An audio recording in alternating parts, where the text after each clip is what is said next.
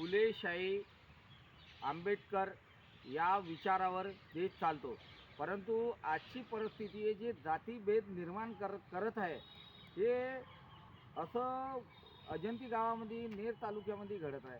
आमच्या अजंती गावातील पारधी समाज 56 कुटुंब अनेक सुविधापासून वंचित आहे, परंतु त्यांना गलिच्छ समजल्या जाते आणि त्यांना गावबंदीपासून केल्या जाते. यामुळे अजंती ग्रामपंचायत जाणूपुरस्पूर यांना संपूर्ण सुविधापासून शिक्षणापासून वंचित ठेवल्या जाते.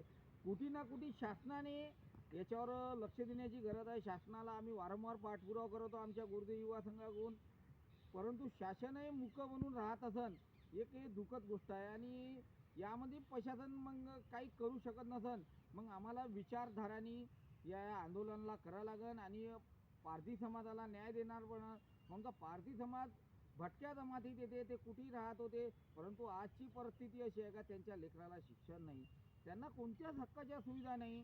त्यामुळे अजंती गावातील पारधी समाज प्रशासनाने वाऱ्यावर ठेवले आहे का, हा माझा मोठा प्रश्न आहे.